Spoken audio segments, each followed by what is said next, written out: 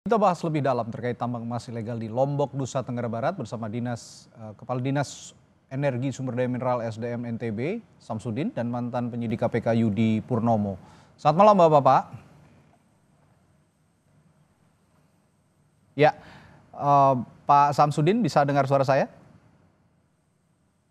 Oh, sepertinya belum bisa mendengar. Saya akan ke Bung Yudi Purnomo dulu kalau begitu. Bung Yudi, dari pengalaman Anda, ya Bung Yudi bisa dengar suara saya? Bung Yudi Purnomo? Kok aku nggak kedengeran ya? Ya, Bung Yudi. Halo. Bung Yudi bisa dengar suara saya? Oke, bisa. Oke, Tapi baik. kenapa agak... Ya, saya ke Bung Yudi dulu. Dari pengalaman Anda sebagai penyidik KPK, apa pola umum keterlibatan pejabat misalnya atau elit lokal dalam tambang emas ilegal seperti di Sekotong misalnya? Dan apakah ada indikasi korupsi perizinan di kasus Mandalika ini menurut Anda?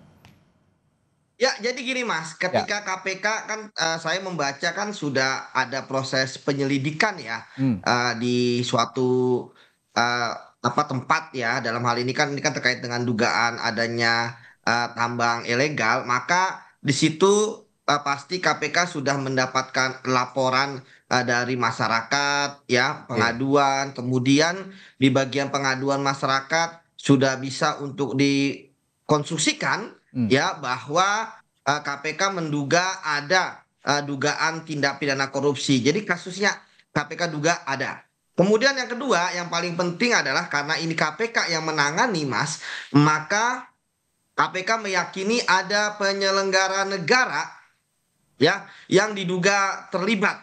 Ya, entah dia nanti perkaranya ikut merugikan keuangan negara, terlibat dalam suap menyuap, ya gratifikasi, pemerasan, ya menjadi backing dan lain sebagainya. Oke. Jadi bagi saya ini suatu hal yang bagus ketika KPK sudah melakukan penyelidikan terkait dengan tambang ilegal karena ini kan memang prioritas dari Pak Prabowo ya Mas ya karena beberapa kali ya Presiden di dalam kesempatan ya itu fokus beliau adalah bagaimana tambang-tambang ilegal itu ya kemudian diberantas karena kita tahu tambang ilegal itu kan bagaimana mungkin ada tambang ilegal sebenarnya karena kalau untuk membuat suatu tambang walaupun dia liar pasti ada orang di sana. Kemudian mereka membangun base camp. Kemudian ada alat-alat berat. Sementara kita tahu daerah pertambangan itu kan pasti 1 jam, 1,5 jam dari pusat kota. Ada sampai 3 jam. Sementara jalanan yang dilalui,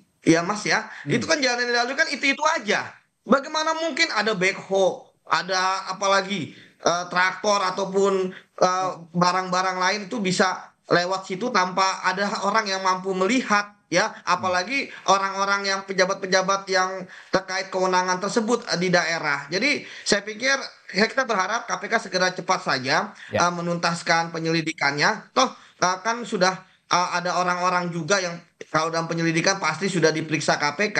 Dan kalau saya lihat yang sangat penting ini kan kalau bicara ini tambang ilegal, ya KPK tentu tidak bisa masuk ya karena ini kewenangan instansi lain, kementerian lain, entah itu SDM, entah itu kehutanan. Tetapi yang paling penting adalah bagaimana ya dari tambang yang ilegal ini ternyata bisa jadi ada aliran dana ya yang kemudian mengalir kemana-mana, entah itu pejabat ataupun penegak hukum. Begitu Mas. Baik, saya ke Pak Samsudin. Pak Samsudin, sudah bisa dengar suara saya Pak? Alhamdulillah sudah mendengar Mas. Ya, oke baik. Pak Samsudin, saya akan konfirmasi dulu sebelum saya tadi counter pernyataan oleh Bung Yudi. Saya konfirmasi, berarti benar tambang emas ilegal yang dimaksud KPK itu bukan di area Mandalika dan agak jauh dari Mandalika. Berapa jaraknya kira-kira, Pak Samsudin? Berdasarkan data faktual kami di lapangan, jarak dari yang disampaikan oleh Kosub KPK kemarin dari Mandalika itu kurang lebih sekitar 1,5 jam dari Mandalika ke lokasi. Lokasinya di Lendang Bare, Sekotong, Lombok Barat. Kalau jaraknya kurang lebih sekitar antara 60 sampai 70 km. Oke, berarti ini cukup jauh sehingga menurut pemerintah di NTB maupun di setempat di sana ini tidak terawasi dengan baik begitu ada tambang ilegal ini, begitu Pak Samsudin? Izin mungkin Bapak Ibu pemirsa sekalian kaitan dengan ini, memang tambang ini dilakukan pemeriksaan bersama antara KPK dengan pemerintah Provinsi NTB dalam rangka penegakan hukumnya sudah dilakukan. Ini terjadi pada tahun 2024 yang lalu, pada bulan Oktober kalau tidak salah, di mana memang ditemukan ada tambang ilegal yang dianggap sebagai peti, tetapi itu memang dalam kegiatannya ada beberapa oknum dari masyarakat yang melakukan penambangan dengan melibatkan beberapa WNA. Nah itu memang awalnya kami dari waktu itu kan saya masih belum di Dinas SDM ya, masih di Dinas LHK, dapat informasi waktu itu bahwa itu memang telah dilakukan polis lain KPK dengan gakumnya Kementerian Kehutanan DLHK untuk sama-sama melakukan penutupan karena ada kasus pembakaran dari base camp tersebut. Oke, tapi ada sambung lidah atau estafet informasi tidak dari pejabat sebelumnya nih Pak Samsudin, Pak? Karena hingga saat ini sepertinya tambang ilegal ini berkembang cukup banyak. Dari data DLHK yang saya kantongi ada 26 titik tambang ilegal di seluas 98,16 hektar katanya. Bagaimana pengawasannya dan apakah ada informasi lanjutan dari pejabat sebelum Bapak? Ingat saya lokasi yang ada itu memang sudah dipoles lain oleh hukum dengan KPK dan sudah dibuat papan peringatan bahwa itu merupakan hal sudah melanggar hukum dan akan merugikan negara. Dan itu dilakukan proses sidik dan kemudian informasi dari mungkin masih dikonfirmasi ke Dinas LHK Provinsi, itu kalau tidak salah sudah ada yang di TSK-kan. Cuma kami tidak sampai jauh itu. Dan kemudian dari kami Dinas SDM melakukan koordinasi dengan semua pihak di provinsi maupun di kabupaten kota agar supaya itu tidak terjadi, maka kita lakukan pembinaan. Dan kami sudah beberapa kali ke lapangan, nge-cross-check kejadian tersebut.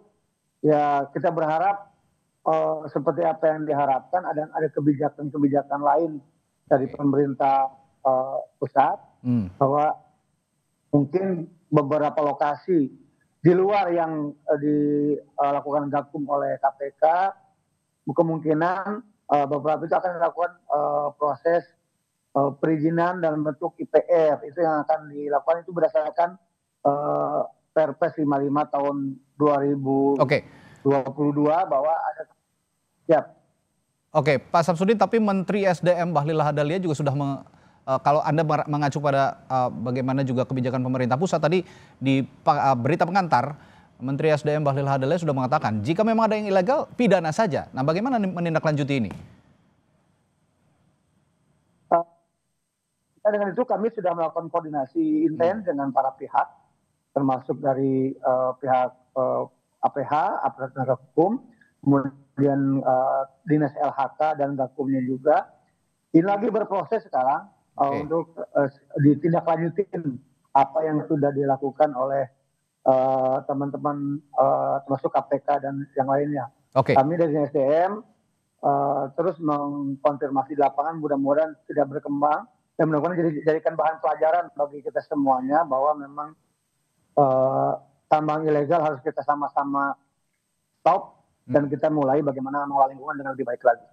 Ya, ini kan kaitannya juga dengan masalah perizinan. Jika memang tidak terawasi, ada izin-izin yang terlewati, tentu saja ada dugaan. Tidak salah juga jika ada yang menduga begitu, termasuk KPK, ada pejabat-pejabat yang bermain dengan perizinan-perizinan tambang ilegal ini. Saya ke Bung Yudi. Tadi sempat disinggung soal keterlibatan juga warga negara asing untuk menjadi tenaga kerja tambang ilegal di sana yang sempat juga diprotes oleh warga. Nah, Anda melihat jika memang keterlibatan WNA dalam tambang ini menandakan, apakah ada menandakan sindikat lintas negara dan juga bagaimana KPK menangani aspek money laundering misalnya dari hasil tambang ilegal senilai 6,8 miliar per hari, Bung Yudi?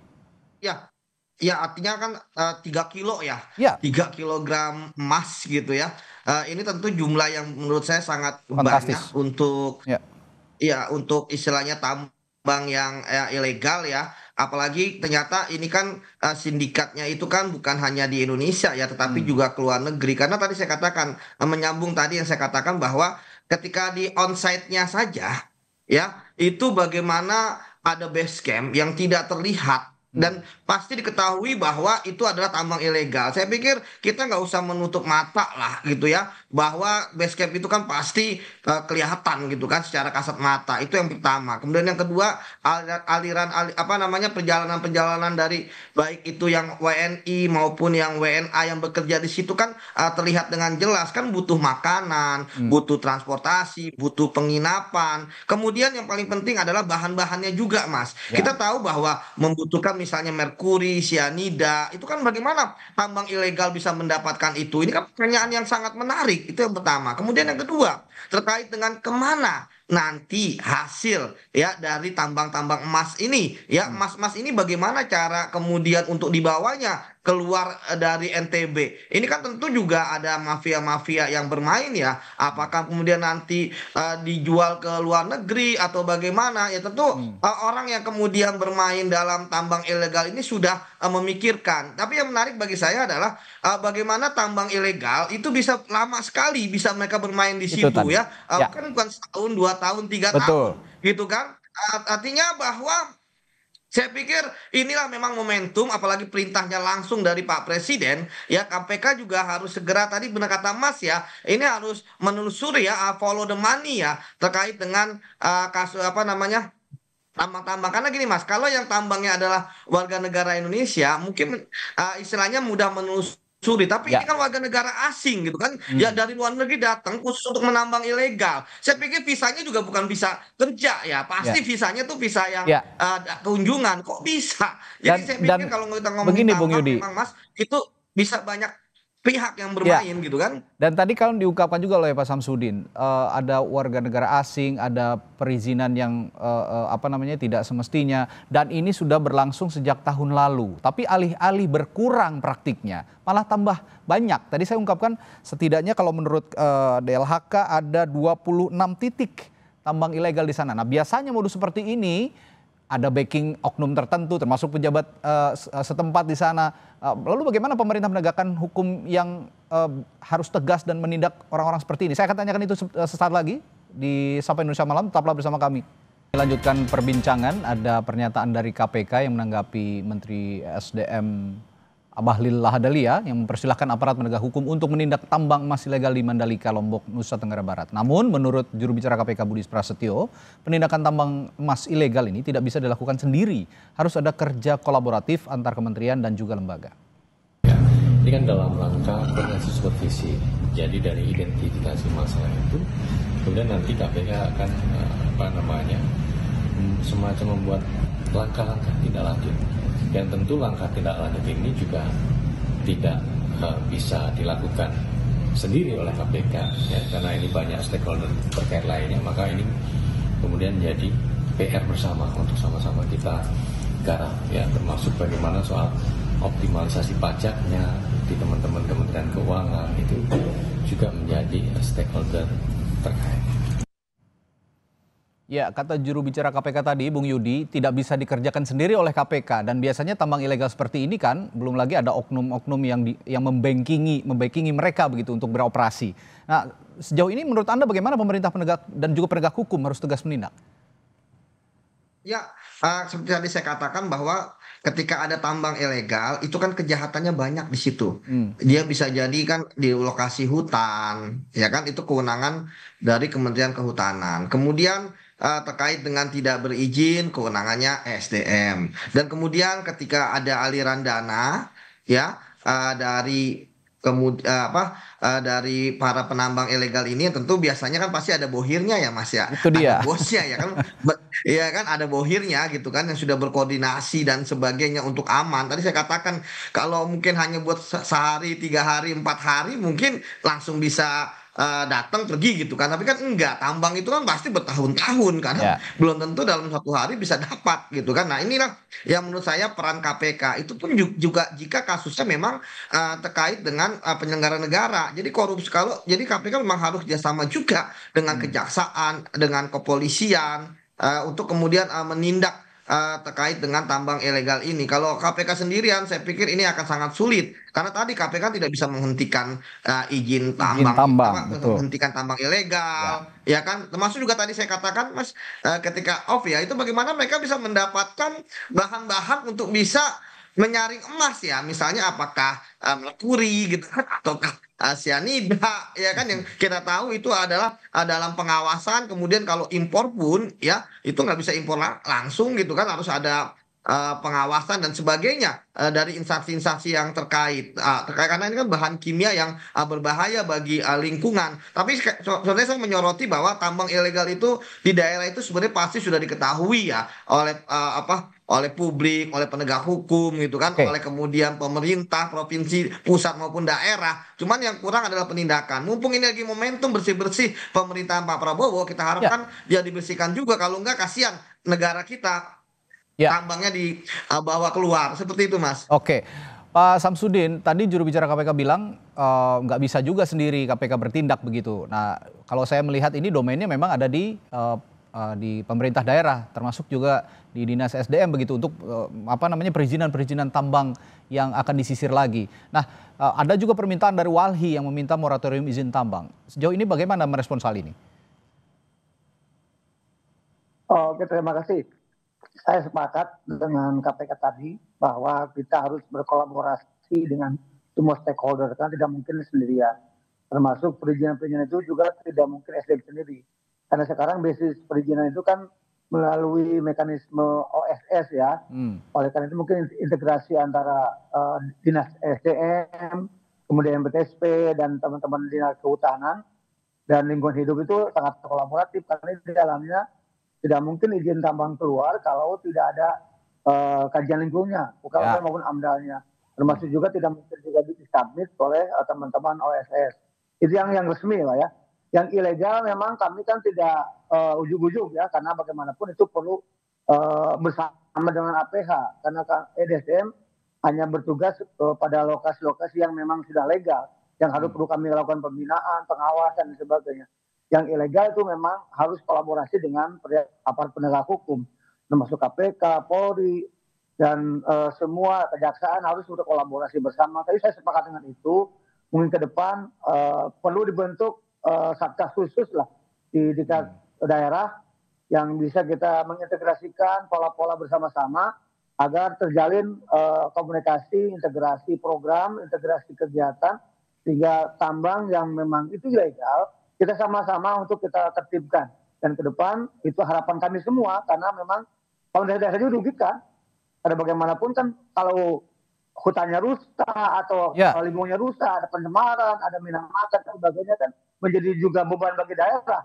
Bagaimana ke depan kita sudah memperbaiki itu. Dan itu tidak butuh komitmen gitu dari kita semuanya gitu. Oke, tapi saya menyambung pernyataan Anda juga, bicara soal dampak lingkungan. Sejauh ini tambang emas ilegal ini sudah ada dampaknya atau belum bagi ekosistem Mandalika sebagai kawasan wisata mandiri?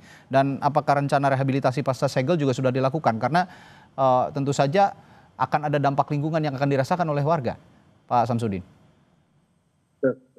Kalau memang ini Mas, mungkin ini bukan di Mandalika Mas. Ini sesungguhnya lokasinya di Sekotong Mas. Di Lendang Baru, di Lendang Baru, Sekotong. Jadi cukup jauh dari Mandalika. Kalau diinformasikan sebagai lokasi Mandalika, memang kita akan menilai penilaian yang negatif pada pariwisata NTB, Pak.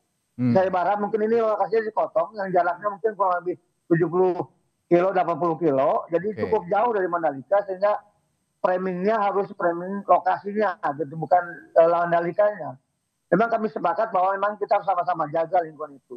Terkait dengan tadi bagaimana kita membangun ke depan seperti apa, memang betul yang ilegal itu harus kita tertibkan dan kita harus identifikasi ulang. Karena memang pemerintah kan tidak, dalam hal ini kami SDM tidak bisa menertibkan sesuatu yang ilegal. Dan itu memang ranah penegak hukum.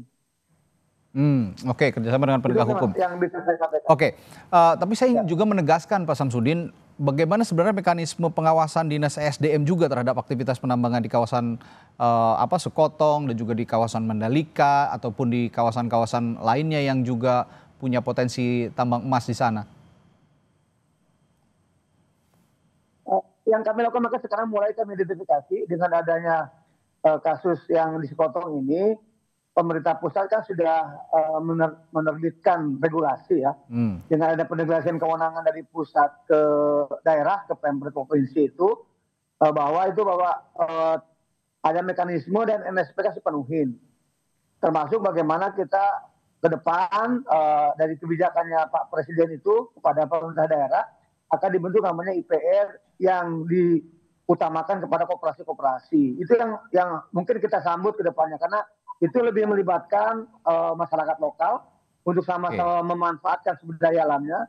Yang pastinya ke depan kita berharap dengan adanya pemberian IPR itu akan menjamin pengelolaan yang lebih baik. Karena bagaimanapun kita bisa mengawasin lebih konkret, melakukan pembinaan termasuk penguatan kapasitasnya kepada masyarakat. Oke, saya terakhir terutama koperasi yang kita berikan.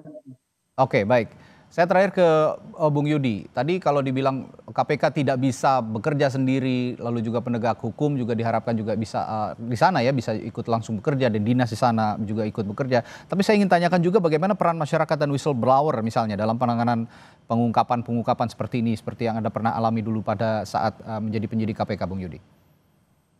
Ya Mas, whistleblower itu sangat penting ya dalam rangka untuk memberikan informasi dan data awal kepada KPK kemana arah ya penyelidikan yang KPK lakukan. Itu yang pertama. Kemudian yang kedua Mas, ini kan sudah masuk ke proses penyelidikan. Artinya whistleblower dan lain sebagainya sudah KPK dapatkan informasi dan datanya. Nah sekarang mengapa tadi saya katakan ya walaupun KPK menyampaikan instansi lain dan sebagainya, ingat loh bahwa selama bertahun-tahun ya orang-orang yang mengawasi sebagai garda terdepan terkait dengan tambang-tambang ilegal ini kan tidak berbuat apa-apa. Makanya saya pikir walaupun KPK berkata seperti itu, tapi setidaknya KPK harus segera saja menaikkan ke penyidikan dan menentukan tersangkanya supaya apa? Supaya ada sinyal juga pada penegak hukum lainnya, kemudian juga pada kementerian, pemerintah pusat dan daerah bahwa KPK juga serius. Karena kalau tidak, kan sekarang mereka ini melihat KPK nih, ya. Kalau kemudian KPK juga tidak berbuat apa-apa, ya tentu yang di daerah kami aja selama ini tidak berbuat apa-apa gitu. Ngapain juga kami mengambil resiko? Karena tambang ilegal itu Mas nggak main-main. Ya kan tadi saya katakan udah bertahun-tahun sudah menahun ya tentu kekuatan mereka entah siapapun yang membackingin gitu itu pasti berat gitu yang bisa mengalahkan hanyalah KPK seperti itu Mas. Baik, KPK yang ditunggu langkah signifikannya begitu ya kalau Bung Yudi tadi mengatakan tetapkan saja tersangka supaya menjadi alarm juga bagi semua instansi yang juga menyoroti masalah ini. Terima kasih mantan penyidik KPK Yudi Purnomo dan juga Kepala Dinas ESDM Nusa Tenggara Barat Samsudin telah berbagi informasi dan perspektifnya di Sapa Indonesia Malam. Sampai jumpa lagi.